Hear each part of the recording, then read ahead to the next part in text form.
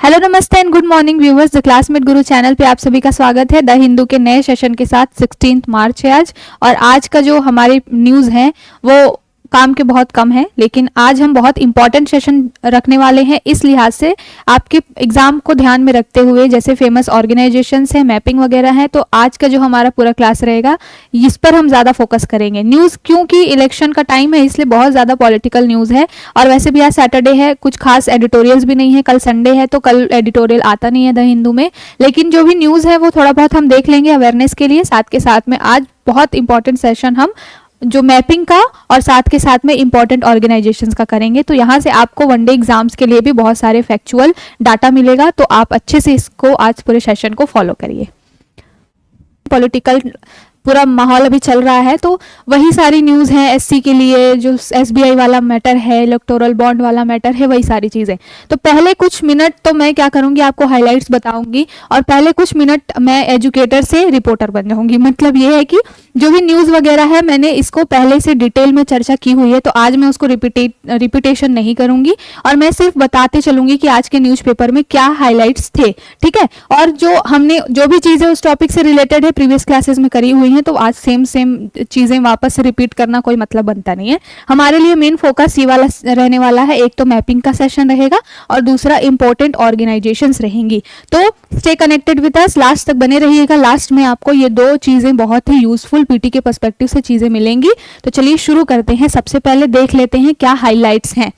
तो सबसे पहले एक पेपर में आया है, फ्रंट पेज पे आया है ये द हिंदू के, कि SC ask why SBI didn't give all the details of poll bonds. अभी फिर से एसबीआई मतलब जो सुप्रीम कोर्ट है पीछे पड़ गई है, हाथ धो के नहा धो के बिल्कुल पीछे पड़ गई है एसबीआई के पीछे।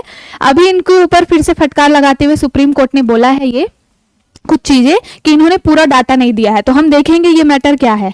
नेक्स्ट जो हमारी न्यूज है, new EC takes charge, SC refuse to stay their appointment. अभी जो दो हमने कल बात की थी कि सुखविंदर सुक्खू जी हैं और साथ के साथ ज्ञानेश कुमार जी है, ये दो नए इलेक्शन कमिश्नर बने हैं। तो इनके अपॉइंटमेंट के खिलाफ में क्या है, फिर से एक याचिका डाली गई थी। तो उसके लिए सुप्रीम कोर्ट ने बोला है कि हो गया ये मामला, बहुत रिपीटेशन हो गई, अब हम इस पे कोई सुनवाई नहीं कर सकते। अपॉइंटमेंट हो गया है, बार बार उस चीज में अपना टांग अड़ाना सही बात लगती नहीं है, तो हम इसको नहीं सुनेंगे। एससी ने क्या कर दिया है, रिफ्यूज कर दिया है, इस याचिका को खारिज कर दिया है। ठीक, देख लेंगे क्या है न्यूज। उसके बाद थर्ड हमारा हाईलाइट है, SC to hear pleas seeking stay on CAA its rule on March 19। देखिए सीएए जब से आया हुआ है 2019 से, तब तक सबसे लेकर के उसके समय समय पर उसके खिलाफ कुछ याचिकाएं कोर्ट में डाली गई हैं। तो उसके ऊपर पूरी सुनवाई जो है वो मार्च 19 मार्च को होने वाली है। उससे रिलेटेड एक छोटी सी न्यूज है, उसको भी देख लेंगे। अगला जो हमारा हाईलाइट है, India strongly refuse US criticism on of CAA. US से जो है, यूएस जो है यूनाइटेड नेशंस है, उसने क्या किया है, ये अमेरिका जो है, माफ कीजिएगा, जो यूएस है यूनाइटेड स्टेट, उसने क्या किया है सीएए के ऊपर में इंडिया के खिलाफ में कुछ चीजें बोली हैं वहां के प्रवक्ता ने कि सीएए जो है वो एंटी इस्लाम है और वगैरह वगैरह चीजें। तो उस पर हमारे जो प्रवक्ता हैं, भारतीय प्रवक्ता जो है विदेश मंत्रालय में, उन्होंने उनको जवाब दिया है कि अगर आपको नहीं पता है इंटरनल चीजें, विभाजन के समय क्या स्थिति क्या है, अगर कोई चीज के बारे में आपको सही से नहीं पता हो तो उस पर टीका टिप्पणी करने से बचना चाहिए। तो वही जवाब है जो इंडिया ने स्ट्रांगली क्या किया है, जवाब दिया है, उसके बारे में ये छोटी सी न्यूज है। अगला हमारा हाईलाइट क्या है, EC to announce scheduled for Lok Sabha poll. कल ही हमने बताया था कि जो इलेक्शन कमीशन है उसने डिटेल बोली है ये कि 16 मार्च 17 मार्च से क्या होगा, आचार संहिता वगैरह लग जाएगी, चाहे डेट वगैरह आ जाएंगी कि लोकसभा चुनाव कब से होने लग ही जाए। आचार संहिता क्या है, सेम रिपीटेड जो न्यूज है ना इलेक्शन वाले, अब उससे भी हम बोर हो चुके हैं। तो कुछ नया आएगा, अच्छा मुद्दा आएगा पेपर में हमारे काम के लिए, तो ठीक है, आचार संहिता वगैरह लगेगी, वो भी देख लेंगे। अगला है, many top electoral bond donor were under scanner of ED. ये जो अभी इलेक्टोरल बॉन्ड से रिलेटेड डाटा कल जारी किया है इलेक्शन कमीशन ने, उसमें जो चीजें आई हैं उसमें ये निकल के आया है कि कई ऐसे जो कंपनियां हैं, कई ऐसी फर्म्स हैं, उन्होंने डोनेशन किया है जिनके ऊपर कभी ना कभी ईडी की रेड पड़ी, कभी आईडी की रेड, आईटी जो इनकम टैक्स डिपार्टमेंट है उसकी रेड पड़ी। तब जब उनके ऊपर रेड पड़ी है तब उन्होंने चंदा दिया है या इलेक्टोरल बॉन्ड खरीदा है। ऐसे रिलेटेड कुछ न्यूज आई हुई है, तो उसको थोड़ा सा देख लेंगे। अगला है, India woos Tesla by slapping slashing. तो ये जो टेस्ला कंपनी जो है हमारे यहाँ पे क्या करने वाली है, हमारे यहाँ पे अपना प्लांट लगाने वाली है। टेस्ला अब इंडिया में मैन्युफैक्चर होने वाला है, आपको पता होगा पिछले साल से ये न्यूज आई हुई थी। तो अब क्या किया इंडिया ने, इंपोर्ट ड्यूटी को जो है इलेक्ट्रिक व्हीकल पे 15% कर दिया है। पहले ये 70 से 100% लगता था, जो ड्यूटी है, जो टैक्स है बोलना चाहिए, टैरिफ एक तरीके से, वो अब क्या हो गया है 15% हो गया है। तो इसके क्या वे फॉरवर्ड चीजें होंगी, क्या इसके फायदे होंगे, इसमें बताया गया है इस आर्टिकल में, तो इसको भी हम ध्यान से देखेंगे। फिर जैसा हमने बताया था कि ये जो न्यूज़ थी वो क्या है, आपकी जानकारी के लिए जरूरी थी, लेकिन एग्जाम के लिए बहुत इंपॉर्टेंट ये 2 चीजें हैं जो आज मैंने ऐड करवाया है पीपीटी में। क्या क्या है, एक तो मैपिंग वाला हम पूरा देखेंगे, इजराइल और पैलेस्टीन वाला एरिया देखेंगे, मेडिटेरेनियन सी, इजराइल की सीमा किन देशों से लगती है, मेडिटेरेनियन सी से कौन कौन से देश लगते हैं, क्योंकि आपके एग्जाम में यूपीएससी में ऐसे ही क्वेश्चन बनते हैं मैपिंग से।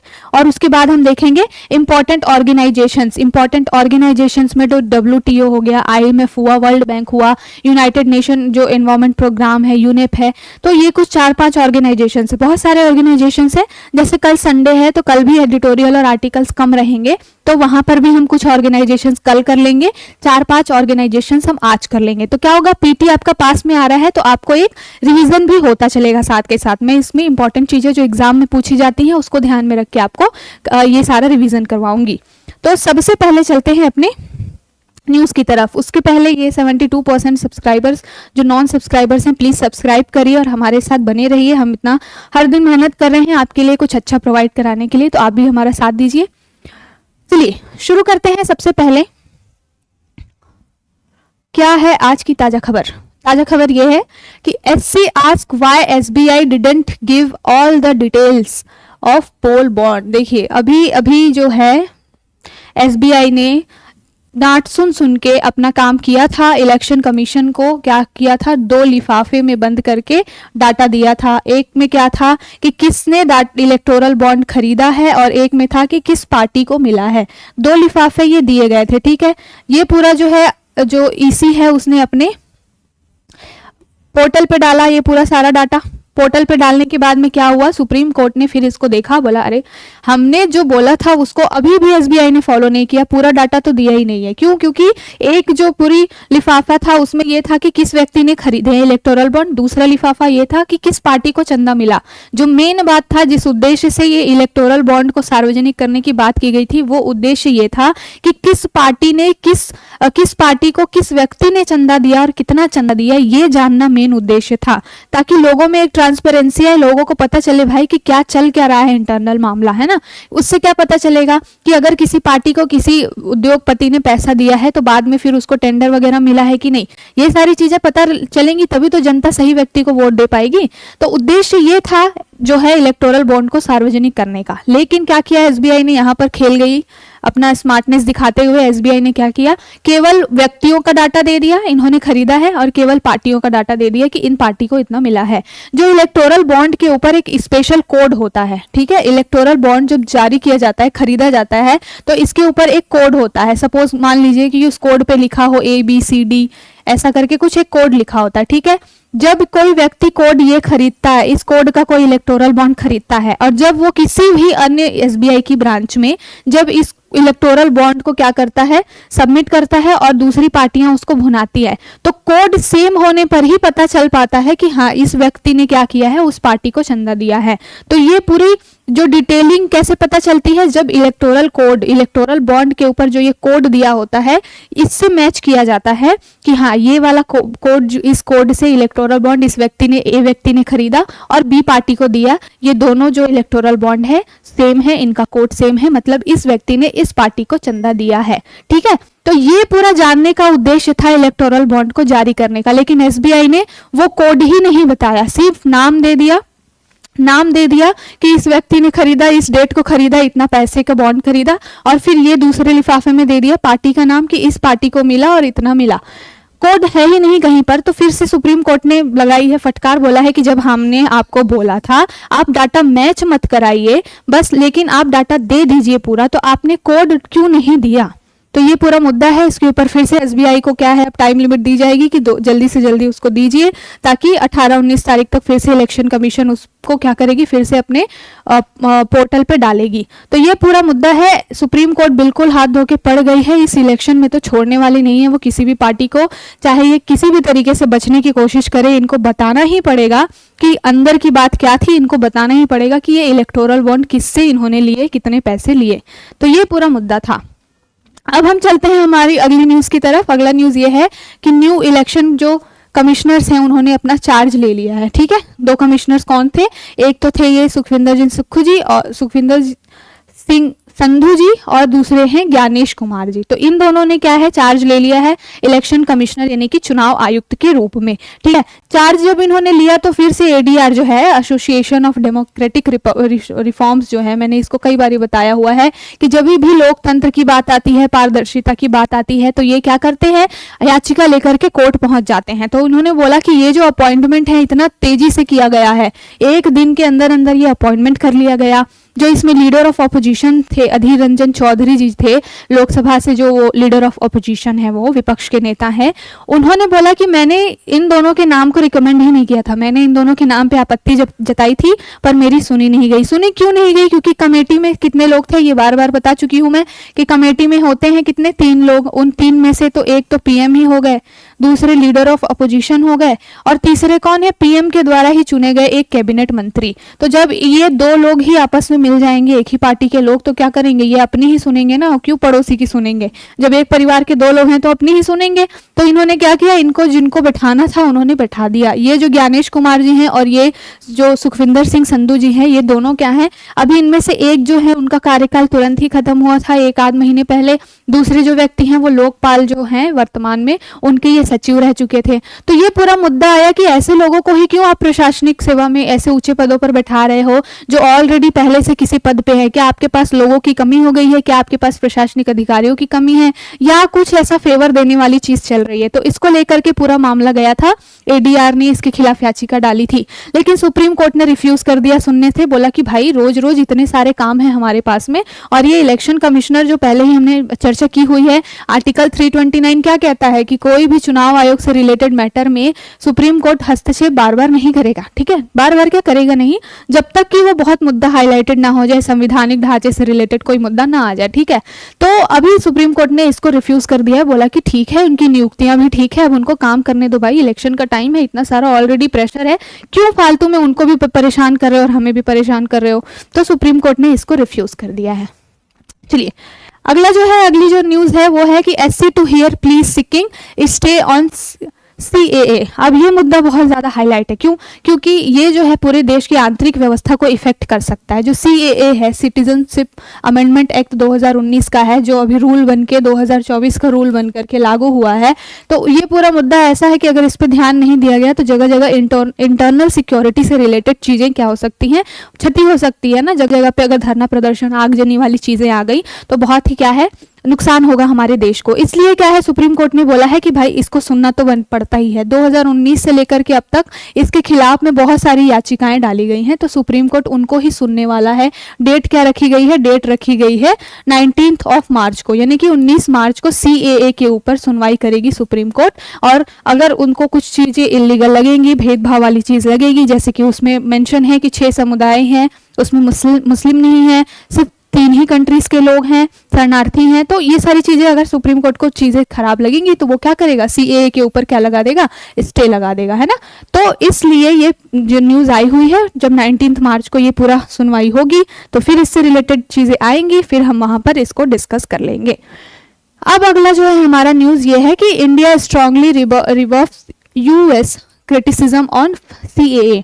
जो यूनाइटेड स्टेट के जो प्रवक्ता हैं उन्होंने बोला था कि इंडिया में जो CAA है हम उसके ऊपर कड़ी नज़र रखे हुए हैं। अगर कहीं से भी हमें लगेगा कि ये एंटी इस्लाम है, क्योंकि उसमें इस्लाम वाले किसी भी ग्रुप को शामिल नहीं किया गया है, तो हम क्या करेंगे, उसको कठोर शब्दों में निंदा करेंगे और ये सही नहीं है, मानवाधिकारों का हनन वगैरह वगैरह जो हमेशा जो अमेरिका है वो करता रहता है। तो उसके ऊपर जो हमारे इंडिया के प्रवक्ता हैं उन्होंने इसका जवाब देते हुए बोला है कि अगर आपको चीज़ें नहीं पता हैं, इंटरनल चीज़ें आपको पता नहीं है कि कैसे विभाजन हुआ, जो लोग वहाँ पे रह रहे हैं 3 कंट्रीज़ में, किस हालातों में वो रह रहे हैं, चाहे वो हमारे यहाँ आए हैं तो उनको किन दिक्कतों का सामना करना पड़ रहा है। अंदर की बात आप पूरी डिटेल से आपने तो जानी नहीं और फिर आपने टीका टिप्पणी कर दी, तो आपको ऐसा नहीं करना चाहिए। ये उसी से रिलेटेड है, पॉलिटिकल इशू है, लेकिन क्या जागरूकता के लिए जरूरी था, इसलिए हमने इसको यहाँ पे डिस्कस किया।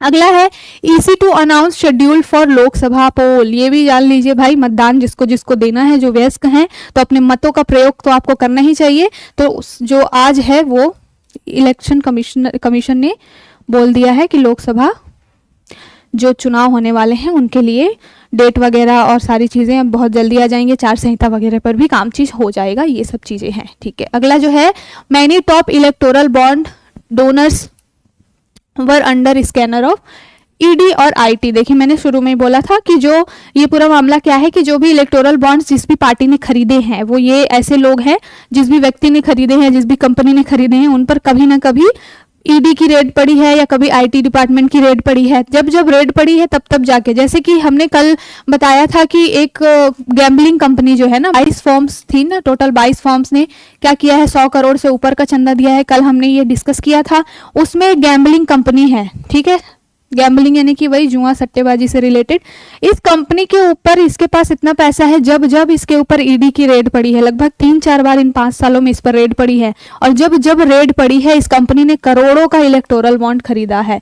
तो ये पूरा मुद्दा है कि क्या इस ईडी का या इनकम टैक्स डिपार्टमेंट का यूज गवर्नमेंट ने ये चंदा इकट्ठा करने के लिए ही तो यूज नहीं किया, क्योंकि हमने देखा पिछले 2-4 सालों में बहुत ज्यादा क्या हुआ, ईडी की रेड पड़ी, मतलब हर दिन कहीं ना कहीं ईडी पहुंच जा रही थी। ऐसा लग रहा था कि इनके पास और तो कुछ काम ही नहीं है, मतलब इतनी खाली बैठी हुई है, इनको डाटा कहाँ से इतना मिल रहा है, हर दिन ईडी की रेड कहीं ना कहीं पड़ी है ना।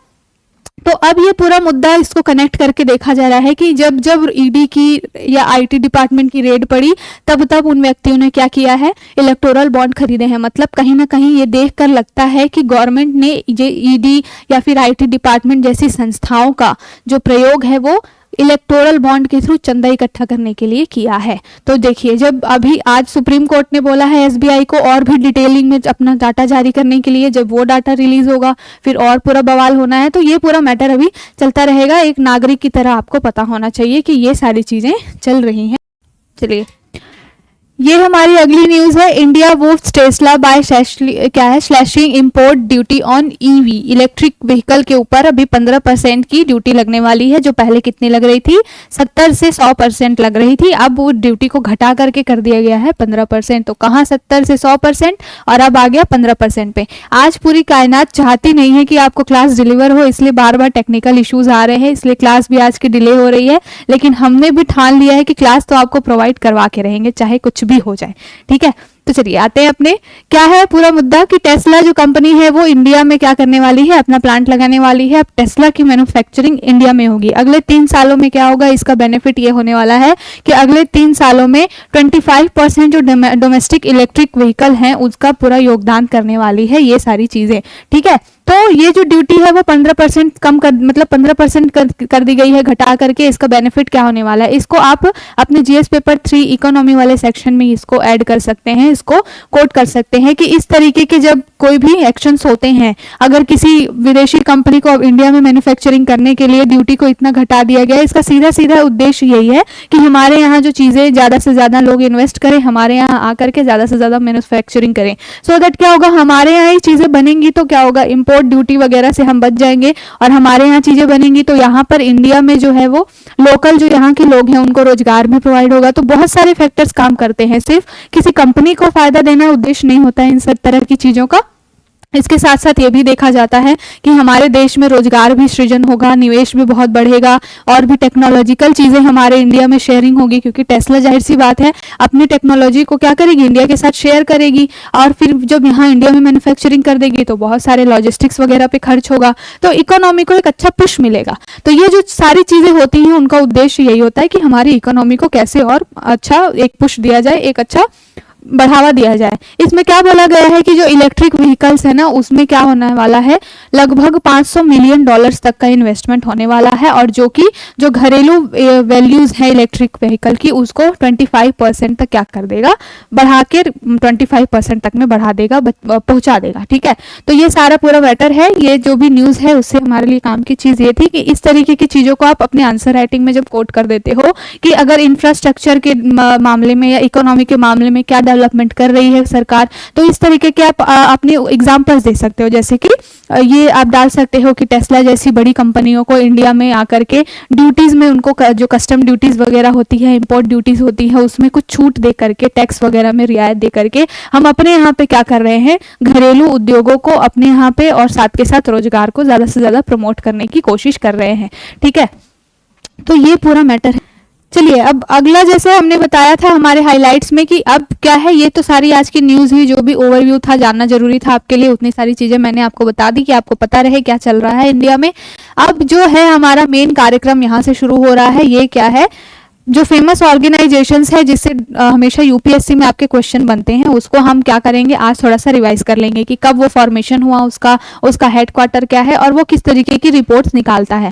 ये सारे क्वेश्चंस आपके एग्जाम में बनते ही बनते हैं आपसे। आपने जब भी पीवाईक्यू वगैरह देखा होगा, एक दो क्वेश्चन आपको ऑर्गेनाइजेशन से मिलेंगे ही मिलेंगे, और ये एनवायरमेंट के ऊपर हो गए, चाहे वर्ल्ड बैंक से रिलेटेड, इकोनॉमी से रिलेटेड कोई भी ऑर्गेनाइजेशन होते हैं, तो ये समय समय पर हर साल कोई ना कोई रिपोर्ट निकालते रहते हैं, भारत की स्थिति, विश्व की स्थिति बताते होते हैं। तो ये जो होते हैं आपके एग्जाम के लिए बहुत इंपॉर्टेंट ऑर्गेनाइजेशंस होती हैं।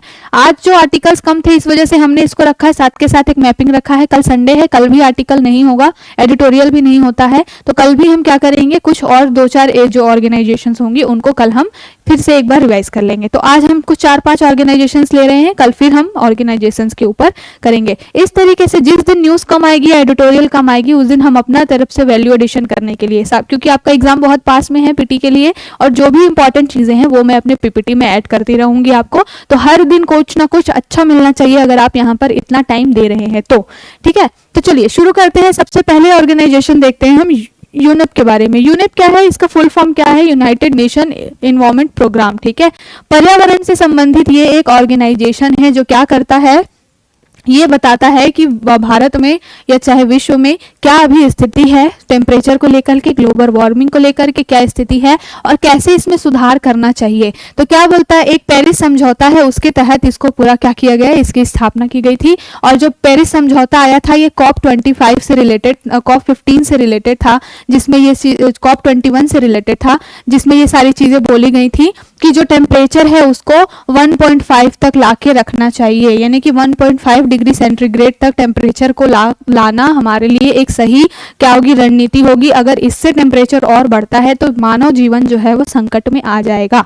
ठीक है, तो हमेशा जब भी कोई भी फेमस कॉप वगैरह होते हैं, जैसे कि अभी रिसेंट में COP28 हुआ, चाहे जो COP29 वगैरह जो भी और होने वाली हैं, तो इन सब में बात सब घुमा फिरा के यही की जाती है कि टेम्परेचर को क्या करना है, 1.5 डिग्री सेल्सियस से लेकर के 2 के बीच में रखना है। ऐसे तो आदर्श स्थिति, आइडियल कंडीशन ये रखी गई है कि 1.5 तक ला के रखिए, और नहीं भी हो रहा है तो कम से कम 1-2 के बीच में रहना चाहिए। ये तो ये जो है यूनेप है, इसी सारी चीजों के ऊपर अपना क्या करता है, जो भी पर्यावरण पे, जलवायु परिवर्तन पे जो भी नकारात्मक प्रभाव पड़ रहे हैं उसके लिए टाइम पे रिपोर्ट्स अपनी जारी करता रहता है। और इसने बोला है कि 2030 तक उत्सर्जन में 28 से 42% की पर्याप्त कटौती करनी पड़ेगी, तब जाके हम ये 1.5 से 2 डिग्री सेंटीग्रेड का टेम्परेचर क्या करेंगे, रीच कर पाएंगे। तो यूनेप जो है, यूनाइटेड नेशंस एनवायरमेंट जो प्रोग्राम है, उसके बारे में हमने जाना कि ये क्या करता है, पर्यावरण से संबंधित क्या है, जलवायु परिवर्तन से संबंधित रिपोर्ट्स जारी करता है।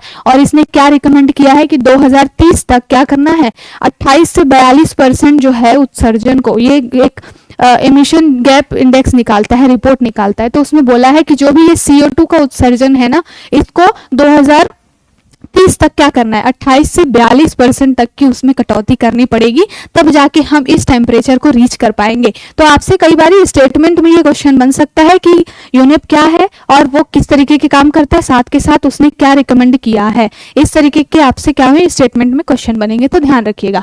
अब यूनेप के बारे में जान लेते हैं कि इसकी स्थापना कब हुई है। तो ये 5 जून 1972 को इसको स्थापित किया गया है। यूनाइटेड नेशंस के अंतर्गत आने वाली ये एक एजेंसी है जो क्या करती है, वैश्विक पर्यावरण एजेंडा निर्धारित करती है कि पर्यावरण को कैसे सुरक्षित रखना है, इसके बारे में सारी चीजें लाती है।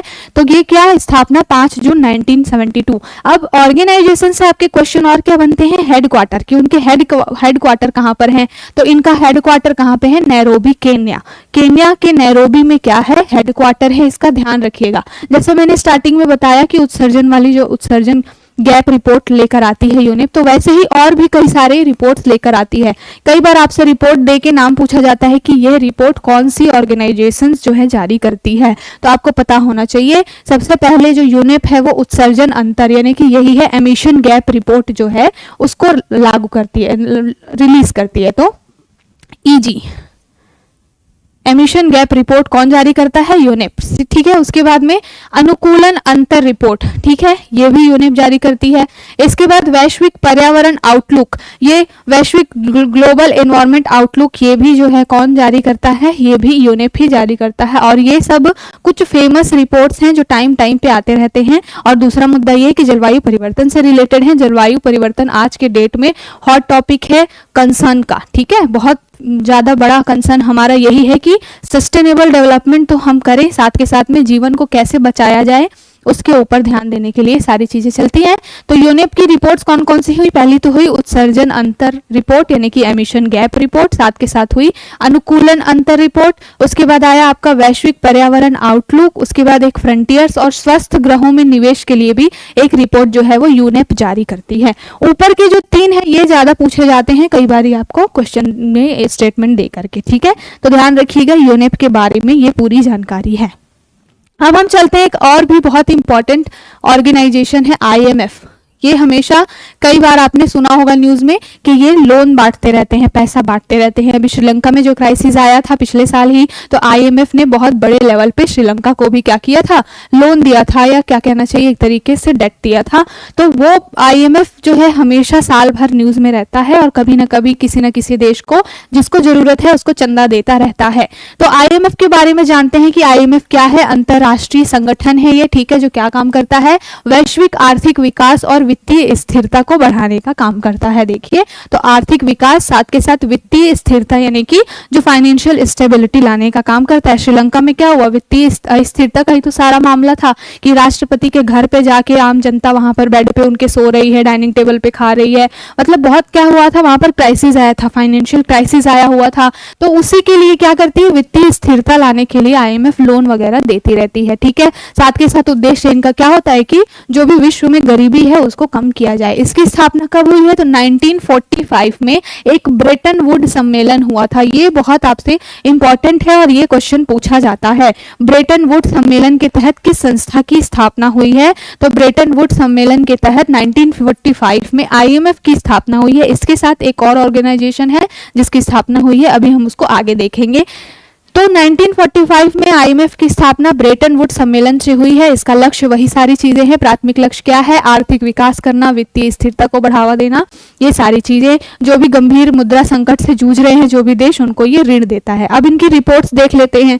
रिपोर्ट कौन कौन सी जारी करता है आईएमएफ, तो सबसे पहला है वैश्विक वित्तीय स्थिरता, जो ग्लोबल फाइनेंशियल स्टेबिलिटी रिपोर्ट। ये बहुत ही इंपॉर्टेंट रिपोर्ट है जो हर साल आती है और ये आपसे एग्जाम्स में, कई एग्जाम्स में पीवाईक्यू आपने देखा होगा तो यहाँ पर पूछा गया है। तो आईएमएफ की रिपोर्ट कौन कौन सी है, वैश्विक वित्तीय स्थिरता रिपोर्ट, दूसरा है विश्व आर्थिक आउटलुक, ठीक है। तो ग्लोबल इकोनॉमिक आउटलुक जो है ये भी जो है आईएमएफ जारी करता है। आईएमएफ से रिलेटेड आपको क्वेश्चन मिलेगा ही मिलेगा और ये इनकी रिपोर्ट्स बहुत ही इंपॉर्टेंट है। तो 2 रिपोर्ट कौन कौन सी हुई, वैश्विक वित्तीय स्थिरता। ध्यान रखिए कि आईएमएफ क्या एक तरीके का वित्तीय संगठन है ना, जो लोन दे रहा है, वित्त के मामले में हेल्प कर रहा है। तो जो भी रिपोर्ट्स होंगी उनकी वित्त से संबंधित होंगी। तो पहली रिपोर्ट कौन कौन सी है, पहला तो है वित्तीय स्थिरता रिपोर्ट, दूसरी है विश्व आर्थिक आउटलुक। तो आपको ध्यान में ये रहना है कि अगर अर्थव्यवस्था से आर्थिक मामला आया या वित्तीय स्थिरता का मामला आया तो वो जारी कौन करेगा, आईएमएफ जारी करेगा, ठीक है। तब अगले ऑर्गेनाइजेशन की तरफ चलते हैं, डब्ल्यूटीओ। डब्ल्यूटीओ को यहाँ क्यों डिस्कस कर रहे हैं, क्योंकि अभी अभी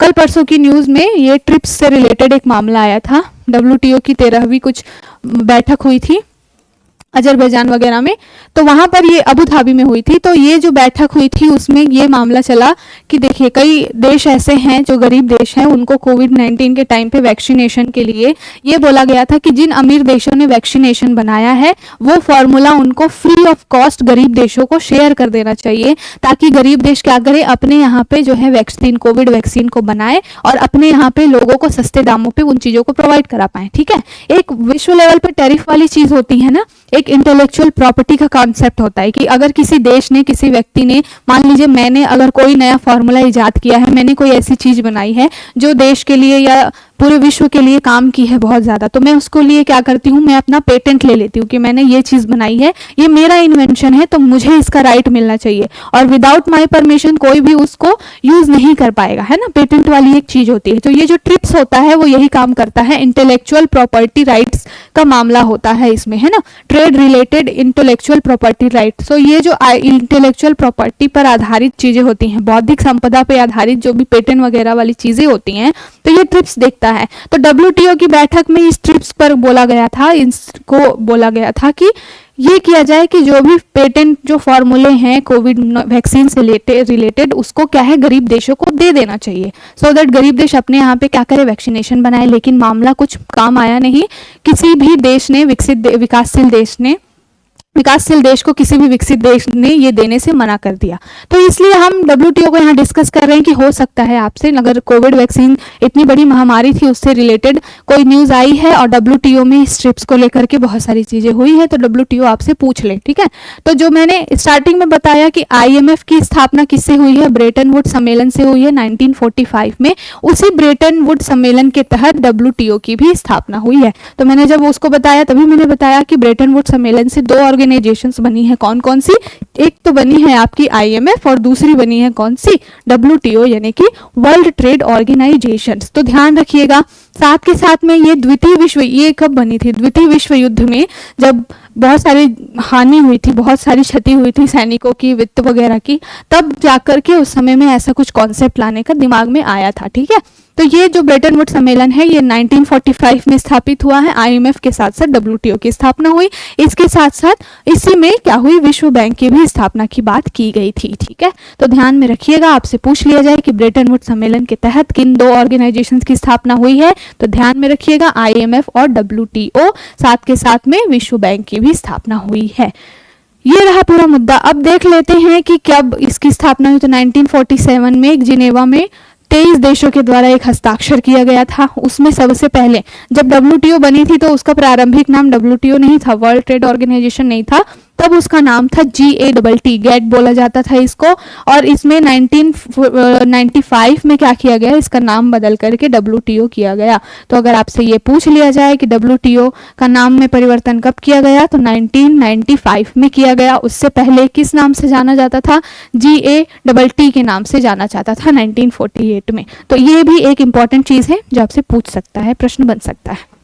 बाकी चीजें हमने डिस्कस कर ली। इस गेट के अंदर क्या है, एक वास्तविक अंतर्राष्ट्रीय संगठन है और इसमें क्या करते हैं, वही सारी चीजें, मुद्दा जो है वो ट्रेड से रिलेटेड, बहुपक्षीय व्यापार से रिलेटेड जितने भी चीजें हैं, चाहे वो टेक्नोलॉजी का आदान प्रदान हो, एक देश को दूसरे देश से सहायता लेनी हो या देनी हो, जो भी व्यापार से संबंधित मुद्दे हैं वो इस गेट के थ्रू, और जो अब हो गया है 1995 में WTO, तो WTO के थ्रू क्या किए जाते हैं, संभाले जाते हैं या सुलह कराई जाती है। ठीक है, अब हमने जब पढ़ा आईएमएफ ब्रेटन वुड के बारे में, तो आईएमएफ पढ़ा, फिर WTO पढ़ा, उसमें हमने ये भी पढ़ा कि उसी के तहत विश्व बैंक की भी स्थापना हुई है। तो ऐसे लिंक कर करके चीजें पढ़नी चाहिए, क्योंकि कई बार आपसे पूछ लिया जाता है, कोई चीज चर्चा में होती है तो उसकी हिस्ट्री में जाके या उससे लिंक किया हुआ कोई चीज रहता है तो यूपीएससी में वो पूछ लिया जाता है ना।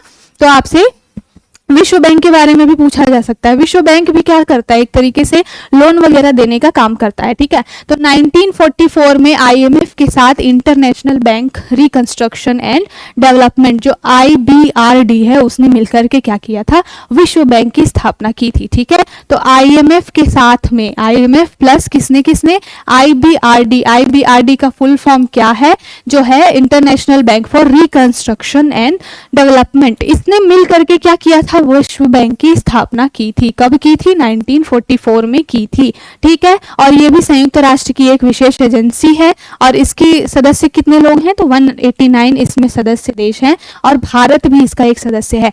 जब आपसे ऑर्गेनाइजेशंस के बारे में पूछा जाता है तो एक पॉइंट ये भी ऐड किया जाता है कि भारत उसका सदस्य है कि नहीं है। तो जब भी आप ऑर्गेनाइजेशंस को पढ़ेंगे, अगर आप उसके नोट्स बनाते हैं, अच्छी बात तो ये है कि सारे जो फेमस ऑर्गेनाइजेशंस हैं एक जगह आपका एक कॉपी में आप नोट्स बना लीजिए। उसमें शामिल क्या क्या करना है, जो ऑर्गेनाइजेशंस है उसकी स्थापना कब हुई है, उसका हेडक्वार्टर कहाँ है और भारत उसका सदस्य है कि नहीं है, साथ के साथ में वो कौन सी रिपोर्ट जारी करता है, इंपॉर्टेंट रिपोर्ट्स। ये कुछ 4-5 फैक्ट का एक आपके पास नोट्स होने चाहिए। अभी एग्जाम पास में आ रहा है तो ये सारी चीजें आपको करके रखनी चाहिए, ठीक है।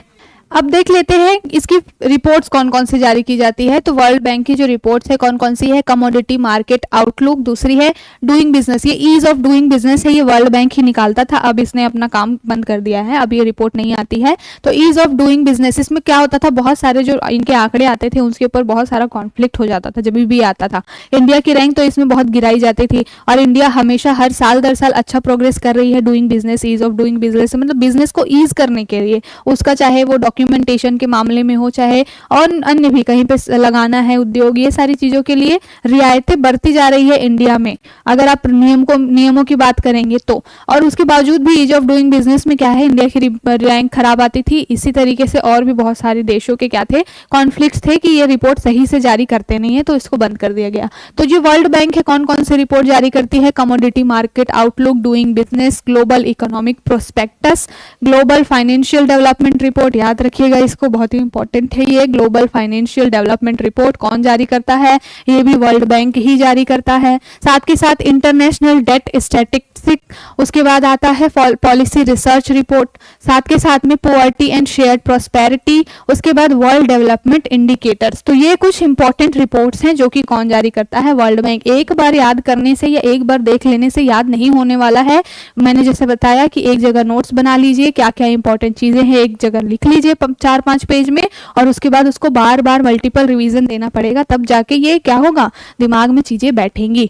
तो ये रहे आज के कुछ ऑर्गेनाइजेशंस। कल हम फिर से 2-4 और ऑर्गेनाइजेशंस जो आपके लिए इंपॉर्टेंट है एग्जाम के लिहाज से उसको हम देख लेंगे। फिलहाल हमने जैसे बोला था स्टार्टिंग में कि मैपिंग का आज एक सेशन रखने वाले हैं। लास्ट क्लास में हमने ब्लैक सी से रिलेटेड मैपिंग वगैरह देखी थी, आज हम इजराइल वाला एरिया लेकर आए हैं। इससे आपने देखा होगा कि हमेशा क्वेश्चन बनता है और ये तो बहुत फेवरेट है, जैसे कि ये पूछा जाता है कि मेडिटेरेनियन सी से कौन कौन से कंट्रीज लगती हैं कि नहीं लगती हैं। हमेशा ऑप्शन में एक जॉर्डन रहता है और बाकी ये सारे कंट्रीज रहती हैं। फिर अगर आपको पता है कि जॉर्डन तो इधर आता है तो फिर आप उसको जॉर्डन को इरेज करके या निकाल करके आप क्या करते हैं, आंसर तक पहुंच जाते हैं कि मेडिटेरेनियन सी से जॉर्डन टच नहीं होता। तो देख लेते हैं कि कौन कौन से देश हैं जो मेडिटेरेनियन सी से टच होते हैं। और इजराइल को हमने क्यों देखा है, क्योंकि इजराइल और फिलिस्तीन वाला कॉन्फ्लिक्ट चल रहा है, इसलिए हमने ये पूरा एरिया लिया है, ठीक है। उसमें मैं ये भी बताऊंगी कि इजराइल और पैलेस्टीन का क्या कॉन्फ्लिक्ट है। तो देखिए सबसे पहले जो ये पूरा एरिया है ये पूरा पैलेस्टीन हुआ करता था। ये जो आपको पूरा ये एरिया दिख रहा है ना, ये पूरा पैलेस्टीन हुआ करता था। इसको क्या किया 1947 में, 46 के बाद से क्या किया, इजराइल ने धीरे धीरे कैप्चर करना शुरू किया, ठीक है। वहां के कुछ स्थानों को क्या किया, धीरे धीरे कैप्चर करना शुरू किया। तो देखिए पहले ये जो ग्रीन दिख रहा है ये पूरा पैलेस्टीन था, ठीक है। वहां पर फिर क्या किया, इजराइल ने क्या किया, अपना धीरे धीरे ये व्हाइट व्हाइट जो चीजें दिख रही है छोटे छोटे जो है, इजराइल ने वहां पर अधिग्रहण करना शुरू किया पैलेस्टीन के एरिया में। ये 1946 से शुरुआत हुई, ठीक है। अब यहाँ पर एक संगठन है, इस्लाम संगठन पैलेस्टीन में, हमास और जो इजराइल के यहूदी हैं इनके बीच में ये पूरा कॉन्फ्लिक्ट चलता है। अभी आपने 5-6 महीने देखा था, 5-6 महीने पहले कि हमास ने क्या किया था इजराइल के ऊपर, जिस दिन उनका एक धार्मिक दिन होता है उस दिन जब वो लोग सारे प्रेयर में मगन थे इजराइल के लोग, उस समय हमास ने क्या किया था, अटैक कर दिया था, ठीक है। तब से ये पूरा मामला चल रहा है। तो ये पूरा एरिया पैलेस्टीन वाला था। 1946 में क्या किया, इजराइल ने यहाँ पर अधिग्रहण करना धीरे धीरे शुरू किया और फिर ये आंकड़ा बढ़ता ही गया। 47 में ये चीजें क्या हुई, इतना पूरा एरिया पे इजराइल ने कैप्चर कर लिया, पैलेस्टीन वाला हिस्सा थोड़ा थोड़ा कम होता गया और लास्ट में अब क्या बचा है, मात्र इतना ही ये पैलेस्टीन वाला हिस्सा बच गया है, थोड़ा सा यहाँ पर एक पैलेस्टीन का एरिया है, बाकी इतने, बाकी पूरे एरिया पे क्या है 2012 तक की कंडीशन में क्या है इजराइल ने कैप्चर कर लिया है। अब इन्हीं बची खुची जगह, ये जो जगह बच गई हैं, यहाँ पर ही अब कैप्चर करने के लिए इजराइल क्या कर रहा है, पीछे पड़ा हुआ है हमास और पैलेस्टीन के। तो ये सारा पूरा मुद्दा है, इसलिए क्या कर रहे हैं, अटैक कर रहे हैं ये एक दूसरे पे। तो कॉन्फ्लिक्ट वाला मुद्दा तो ये रहा, ठीक है। अब हमारे लिए इंपॉर्टेंट क्या है, ये एरिया इंपॉर्टेंट है, क्योंकि क्वेश्चन हमारे लिए मैपिंग का यहां से बनेगा। तो सबसे पहले आप देखिए कि मेडिटेरेनियन सी से लगता है इजराइल, इजराइल की सीमा कहां से लगती है, मेडिटेरेनियन सी से।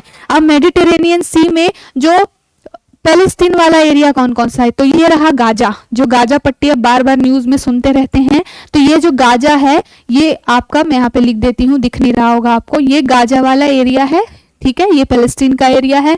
यहाँ पर है आपका गोलन हाइट्स, गोलन हाइट्स की भी पूछी जाती है कि गोलन हाइट्स की क्या जियोग्राफिकल स्टेटस है। तो गोलन हाइट्स यहाँ पर रहा, ये भी आपका पैलेस्टीन वाला एरिया है, वेस्ट बैंक वाला एरिया बोला जाता है, और ये है आपका वेस्ट बैंक, ठीक है, ये भी पैलेस्टीन का एरिया है।